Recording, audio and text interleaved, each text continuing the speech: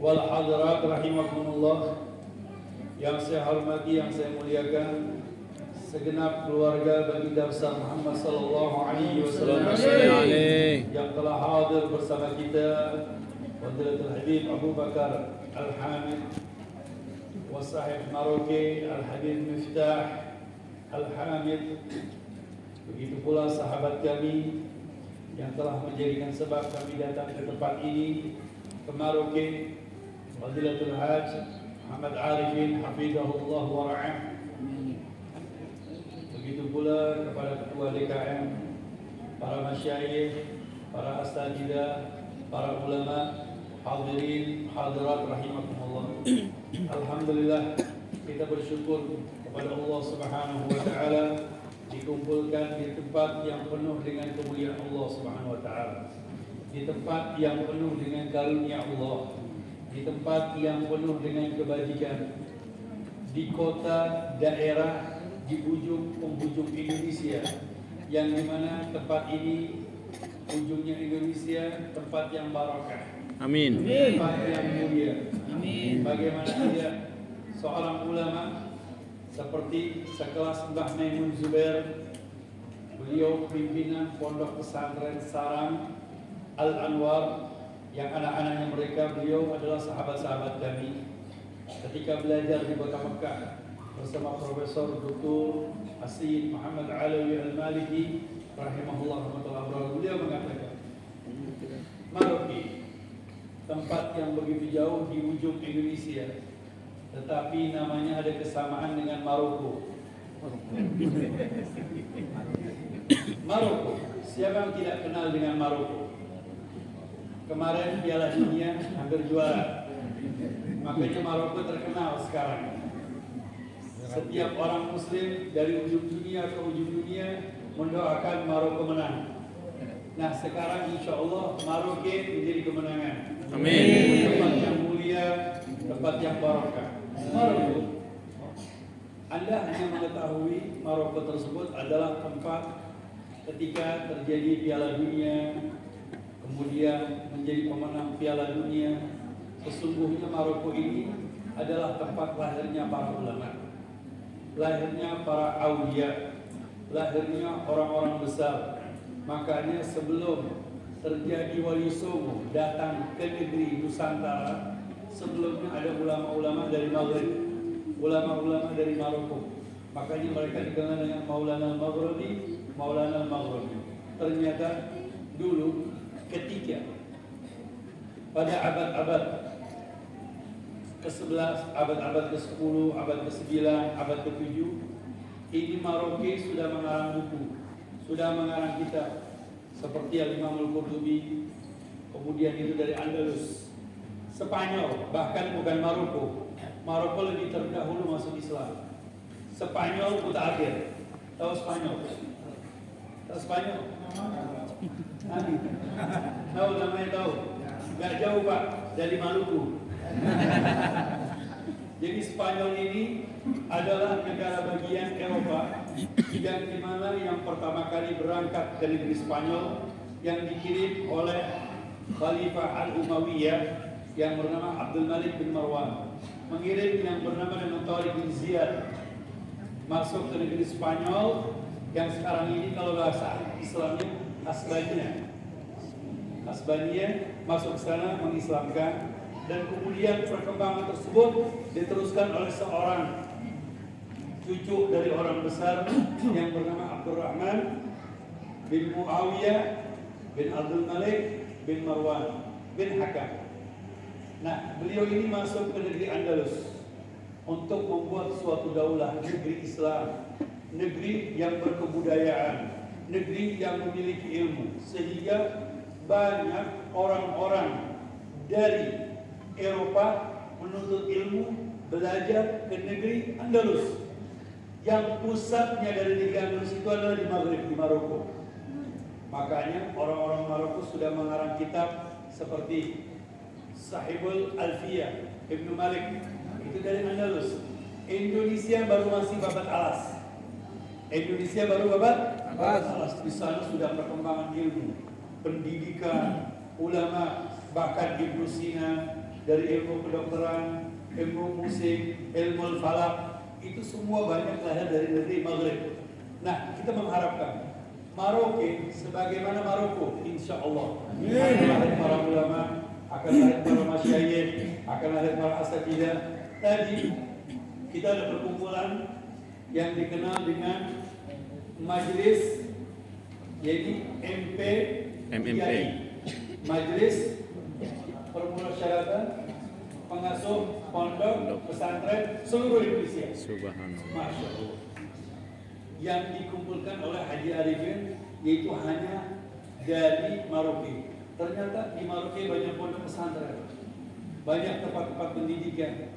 Yang lebih lagi, Maroke ini adalah kota yang istimewa, daerah yang istimewa, daerah yang memiliki tropis, tempat, lokasi, geografi yang paling terbaik. Kenapa?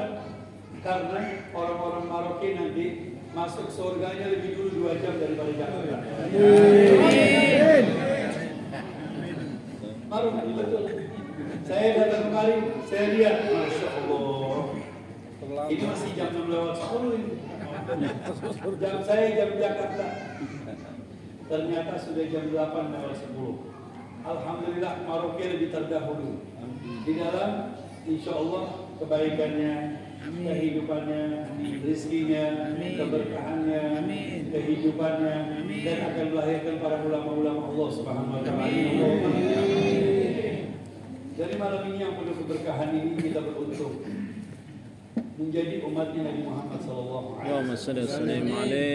Rasulullah adalah seorang nabi yang dimuliakan oleh Allah yang Maha Mulia. Rasulullah seorang rasul yang diagungkan oleh yang Maha Agung. Tidak ada seorang nabi, tidak seorang rasul, tidak ada manusia siapapun yang mendapatkan kemuliaan di sisi Allah melainkan seperti Nabi Muhammad. Rasulullah mendapatkan kedekatan diri di sisi Allah yang berbeda dengan seluruh makhluk. Bayangkan kalau tadi kita membaca Al-Quran Al-Karim, kita menelaah di dalam Al-Quran Al-Karim, pasti kita mendapatkan di situ ada perintah Allah, pasti di situ ada perintah Nabi. Taat kepada Allah, taat kepada Nabi. Kalau ada kecintaan kepada Allah, pasti di situ ada cinta kepada Nabi. Kalau di situ ada keimanan kepada Allah, harus ada keimanan kepada Nabi. Ketahuilah bahwasanya orang-orang Yahudi, mereka ini beriman kepada Allah. Mereka orang-orang yang beriman, tetapi keimanan mereka tidak diterima oleh Allah Subhanahu wa taala karena mereka tidak beriman kepada Nabi Muhammad. Persyaratan iman kepada Allah harus beriman kepada Nabi Muhammad. Al-Quran menyatakan atiullah wa atiur rasul. Taat kepada Allah, taat kepada Nabi. Nah, nama Allah lafzul jalalah dengan Nabi Muhammad sallallahu alaihi wasallam. Makanya di dalam Al-Quran kita sering membaca alam nasyrah laka sadrak wa wada'na alladhi wa rafa'na laka dhikrak wa rafa'na laka dhikrak. Aku angkat namamu ya baginda besar Muhammad sallallahu alaihi wasallam. Maksudnya apa? Wa idza dzukirtu dzukirta ma'i. Apabila namaku disebutkan nama Allah, maka nama baginda besar disebutkan juga. Ini Nabi Muhammad mulia di sisi Allah. Sampai-sampai Rasulullah kemuliaan tersebut bukan hanya untuk Nabi. Rasulullah sudah mulia. Rasulullah sudah mendapatkan kebajikan yang besar di sisi Allah Subhanahu wa taala. Tetapi kemuliaan tersebut disampaikan untuk umatnya, diberikan untuk umatnya. Kebajikan tersebut diberikan untuk umat. Bayangkan, Rasulullah sejak 1400 tahun yang lalu sudah mengucapkan salam untuk kita. Apa kata Rasulullah sallallahu alaihi wasallam? Tuba, thumma tuba, thumma tuba, thumma tuba, thumma tuba, thumma tuba, thumma tuba. Sebanyak 7 kali Rasulullah mengucapkan salam kepada umat Nabi Muhammad. Apa kata Nabi Muhammad? Beruntung, beruntung, beruntung 7 kali. Man amana bi walam yarani. orang yang beriman kepada Nabi Muhammad, kepadaku, dan belum pernah melihat aku. Sekarang saya mau tanya, orang-orang Maroke pernah melihat Nabi? Jangankan antum, orang yang di Mekah nggak pernah melihat Nabi, yang di Madinah tidak pernah melihat Nabi. Tetapi kita beriman dengan Al-Quran Al-Karim. Kita beriman dengan keyakinan yang telah disampaikan para ulama-ulama Allah. Kita berkeyakinan dengan mereka yang menyampaikan tentang akhlak Nabi Muhammad, budi pekertinya Nabi Muhammad, ajaran Nabi Muhammad, keberanian Nabi Muhammad, kehidupan Nabi Muhammad. Ini kita telusuri, kita ikuti. Yang memerintahkan Allah Subhanahu wa Ta'ala. Nah, kita ini termasuk orang-orang beruntung yang disampaikan oleh Nabi Muhammad Sallallahu Alaihi Wasallam. Insya Allah kita bukan beruntung di dunia, insya Allah akan beruntung di akhirat nanti. Amin. Nah, keberuntungan tersebut yang kita dapatkan di dunia ini bukan itu saja. Kita sering kadang-kadang membaca doa. Kalau para jamaah sering membaca Raqibul Haddad, itu di akhir ada doa. Isinya dari Al-Quran, bacaannya dari Al-Quran. Makanya ada sedikit yang saya ingin sampaikan. Di Al-Quran, Pak, di Al-Quran ada 100 ayat isinya doa. Di Al-Quran ada 100 ayat isinya doa. Kita diajarkan berdoa, diajarkan bermunajat, diajarkan beristighfar, diajarkan untuk bertaubat, diajarkan untuk bertadarruk kepada Allah Subhanahu wa Ta'ala, dan diajarkan untuk bersyukur, dan diajarkan untuk meminta kepada Allah kehidupan kebajikan dunia dan di akhirat.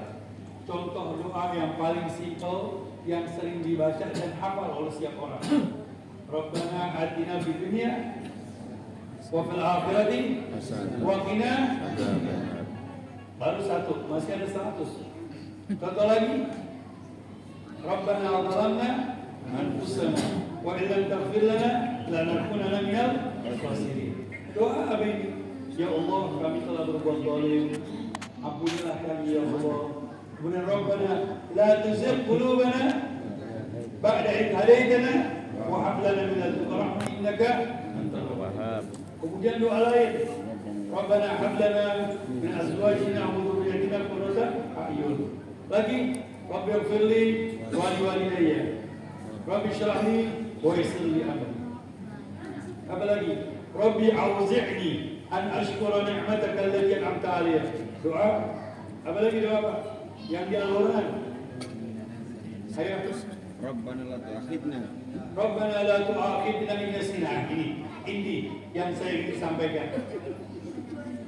Ghufranaka Rabbana wa ilaika al-masir. La yukallifullahu nafsan illa wus'aha. Laha ma kasabat wa 'alayha ma iktasabat. Rabbana la tu'akhidna in nasina wa akhtana. Rabbana wa la tahmil 'alaina isran. Ini maksudnya bagaimana? Rabbana wa la tahmil 'alaina isran. Ya Allah, jangan kau berikan suatu hal yang berat, yaitu perkara-perkara yang dimana umat-umat sebelumnya terbelenggu dengan perkara agama yang begitu berat. Rabbana wa la tahmil 'alaina isran kama hamaltahu 'ala alladziina min qablina, sebagaimana yang kau berikan kepada umat-umat terdahulu. Bagaimana umat-umat terdahulu? Mereka umat-umat terdahulu, Pak, di zaman umat Nabi Allah Musa dan umat-umat yang lain, mereka ini kalau terkena najis, terkena kotoran, baik najis mukhafafah atau najis mutawassithah atau najis mughalladhah, ini perkaranya sangat berat sekali. Kalau umpamanya baju jenengan terkena najis, itu baju itu nggak bisa dicuci, harus digunting. Harus digunting. Makanya baju jenengan nanti tempelan semua. Tetapi bagaimana? Sampai di dalam riwayat, kalau terkena kulit, itu kulitnya harus dikelep. Ini sangat sulit sekali untuk umat Nabi Muhammad. Apalagi orang-orang Maroke, orang-orang pedalaman. Ini hidupnya bagaimana? Kalau orang di sini Maroke, Masya Allah, ini pedalaman, suku pedalaman. Bagaimana kesian? Ternyata Allah memberikan keringanan untuk umat Nabi Muhammad berkat Nabi Muhammad. Ini semua kembali berkatnya kepada Nabi Muhammad sallallahu alaihi wasallam. Cukup dengan dibasuh apabila terkena najis. Kalaupun ada najis mughaladhah, dicuci 7 kali,